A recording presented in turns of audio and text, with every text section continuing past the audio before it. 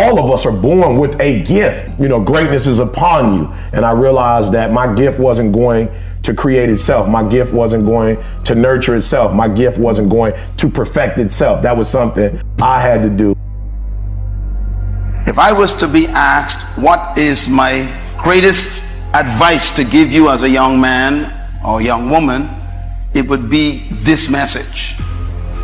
People are not looking for you. They are looking for what you are carrying. And if you don't manifest what you are carrying, the world will ignore you. Because you exist doesn't mean you're going to be successful. Because you are on the planet doesn't mean that people are going to notice you. You can live an entire life and not be noticed by humanity. We can bury you in a cemetery and we would never know you were here except for that tombstone. And the reason is because most of the humans on earth live on earth but never manifest themselves.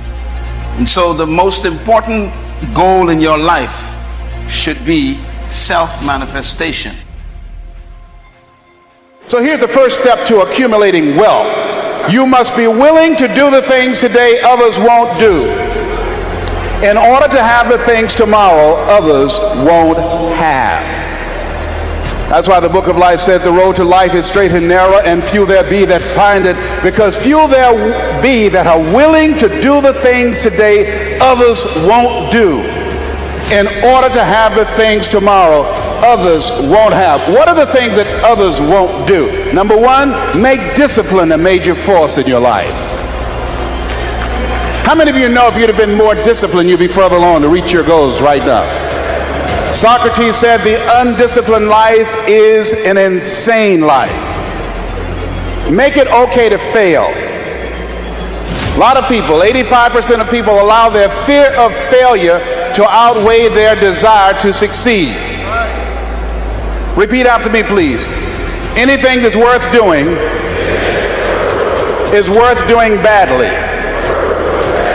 Yeah, see, anything is worth doing right, as we have been taught, if you know how to do it.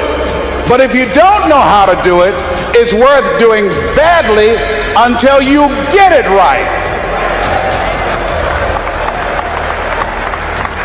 I bet you, and I wasn't there, I bet you that when Bishop T.D. Jakes first stood up to preach, when he gave his trial sermon, he did not have the command, he did not have the mastery, he did not have the confidence, he did not have the depth, he did not have the capacity to translate and milk scripture like he did last night when he first started out.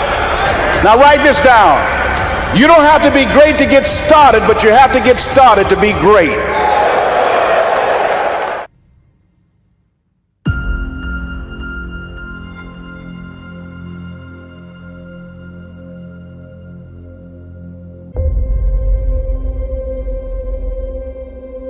It takes courage to be exceptional.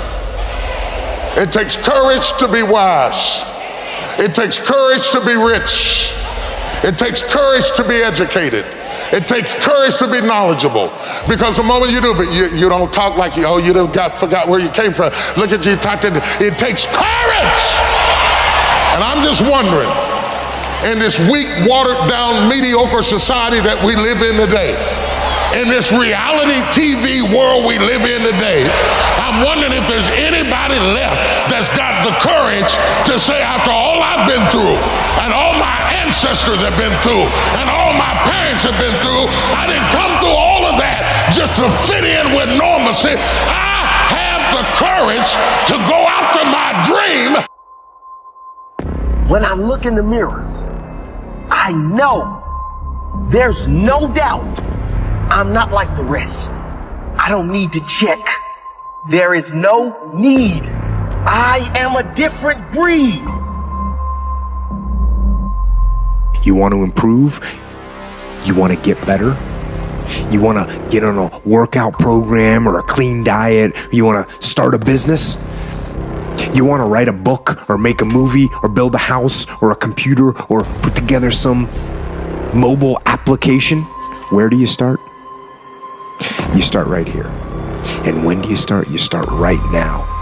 You initiate the action aggressively. You go. Because the idea isn't going to execute itself.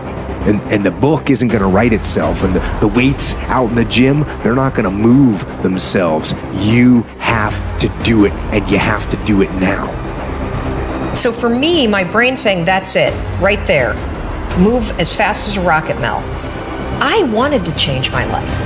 And I think most people that are miserable or that are really like dying to be great and dying to have more, we want to change. We want to live a better life. We want to create more for our families. We want to be happier. The desire is there. Again, it's about how do you go from knowledge to action. So the first thing in this story that's important is realizing that the answer was in me. And my mind was telling me, pay attention. You can do this. You're great. You're special. You were born for a reason. Life's going to give you ultimately what you'll fight for. You know exactly what you're afraid of. You know exactly what you've been avoiding. And you got to make a decision to change it. You know exactly what it is. Don't BS anybody. You know what you need to do different. You know the changes you need to make. And if you can do that, you stop kidding yourself, you can win. You can overcome your fear, overcome procrastination, whatever that is. The people in life that win play offense, not defense. Stop backing into everything. Stand up. Bow your back a little bit. Start to walk a little different. Start to be that best version of you. You can do it in your quiet way. You can do it the way you do it. But somehow they got to look at you and go, okay, I won't monkey with that one. Make a choice. Like, you just decide what it's going to be, who you're going to be, how you're going to do it.